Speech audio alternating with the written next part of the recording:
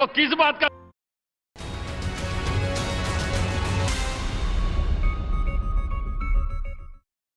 और अब बात डार्क ड्रग्स की।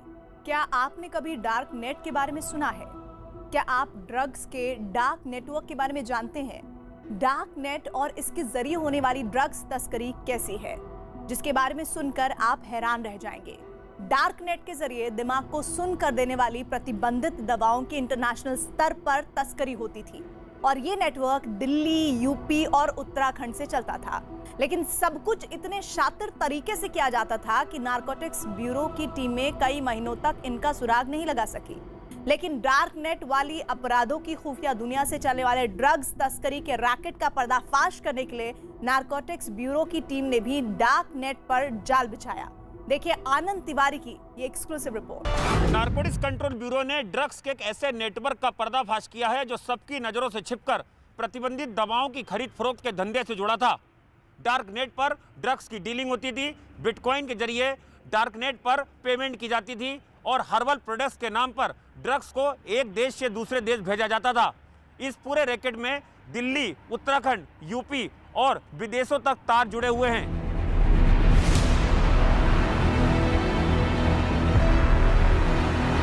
सबसे पहले आपको बताते हैं कि डार्क नेट के जरिए चलने वाला ड्रग्स तस्करी का ये काला कारोबार बाकी ड्रग्स तस्करी से कितना अलग और कितना शातिर नेटवर्क है।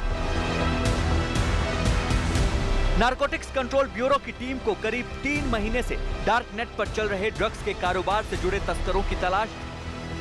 ड्रग्स माफिया की पड़ताल के दौरान मालूम हुआ कि डार्क नेट ड्रग्स डीलिंग का ये नेटवर्क 4 देशों में फैला है। डार्क नेट के जरिए ड्रग्स का ये कारोबार भारत, अमेरिका, ब्रिटेन और यूरोप तक चल रहा था।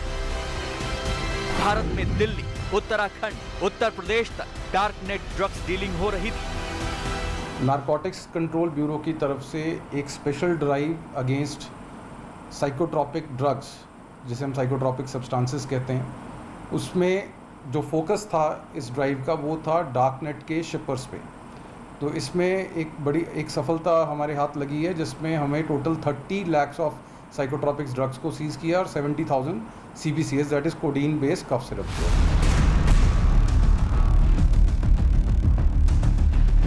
नारकोटिक्स ब्यूरो की टीम ने आगरा, बलिया और दिल्ली में कुछ जगहों पर छापेमारी की। इस दौरान 4 लोगों को गिरफ्तार किया गया।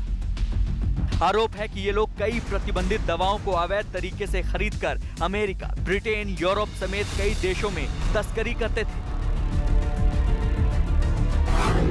यानी डार्क नेट के जरिए प्रतिबंधित दवाओं के नाम तलाशे जाते थे।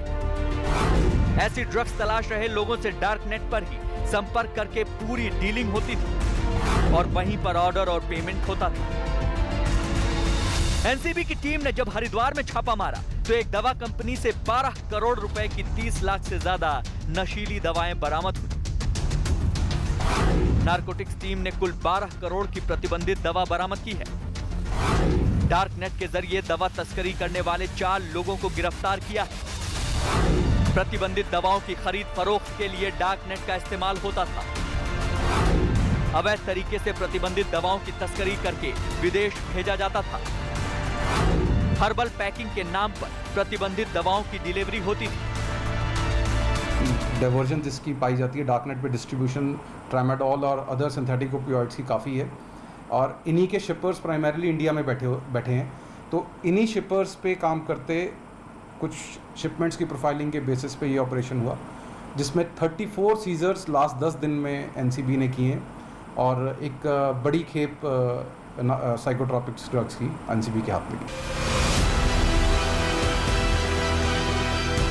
नारकोटिक्स ब्यूरो की टीम को जब मालूम हुआ कि प्रतिबंधित दवाओं की तस्करी का नेटवर्क हाईटेक तरीके से डार्क नेट पर चल रहा है, तो उसने ऐसा जाल बिछाया कि तस्कर उसमें फंसते चले गए। एनसीबी की टीम ने डार्क नेट को ही तस्करों तक पहुंचने का जरिया बनाया। डार्क नेट पर चल रहे ड्रग्स तस्करी के गैंग की साजिश समझने के लिए आपको डार्क नेट के बारे में जानना होगा।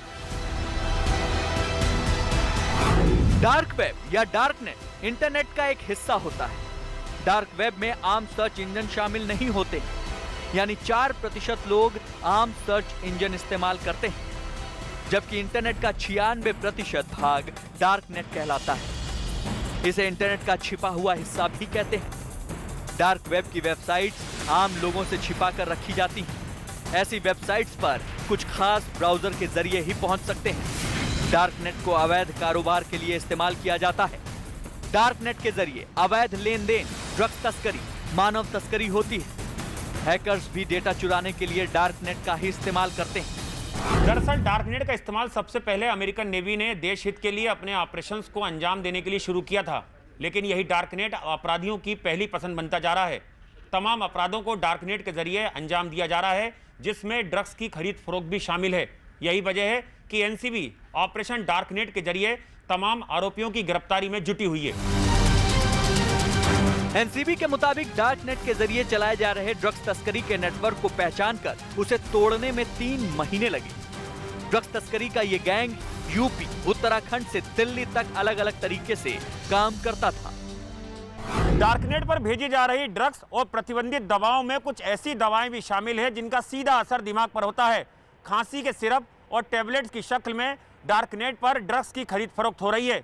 इंटरनेशनल खिलाड़ियों के अलावा भारत के भी कई किरदार डार्कनेट पर धड़ल्ले से ड्रग्स की खरीद फरोख्त से जुड़े हुए हैं। यही वजह है कि एनसीबी ऑपरेशन डार्कनेट के जरिए लगातार ऐसे आरोपियों को जेल भिजवाने में लगी हुई है।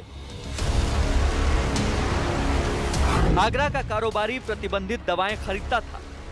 आगरा का ही दवा विक्रेता उस दवा को बेचता था। प्रतिबंधित दवाएं हरिद्वार की दवा कंपनी से अवैध तरीके से आती थी। नशे के लिए प्रतिबंधित दवाएं दिल्ली से विदेश भेजी जाती थी। सुरक्षा एजेंसियों की नजरों से बचने के लिए दवाओं की पैकिंग बदल दी जाती थी। प्रतिबंधित दवाओं को हर्बल पैकिंग में छिपाया जाता था। हर्बल पैकिंग में प्रतिबंधित कैप्सूल और सिरप की तस्करी होती थी। टोटल 4 अरेस्ट हुए इस केस में। 2 लोग आगरा से अरेस्ट हुए जिससे ऑपरेशन स्टार्ट हुआ।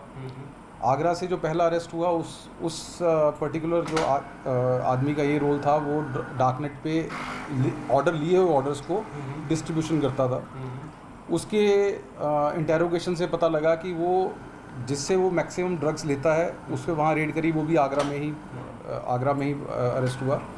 उसके बाद एक इंडिविजुअल हमने दिल्ली से पिक किया जिसके लिंक्स हमारे पुराने केस के साथ भी नज़र आए। इसके बाद अरेस्ट हुआ बलिया से, यूपी से। डार्क वेब का इस्तेमाल आम लोग नहीं करते, इसलिए उसके बारे में लोगों को ज्यादा जानकारी नहीं है। लेकिन बस इतना समझ लीजिए कि दुनिया में इंटरनेट के जरिए जितने भी गैर कानूनी काम होते हैं, डार्क नेट उसका सबसे बड़ा बाजार है। इसमें बहुत सारे वायरस, हैकर्स और डेटा से लेकर अवैध लेन देन, ड्रग्स और मानव तस्करी के इंटरनेशनल गिरोह चलाए जाते हैं।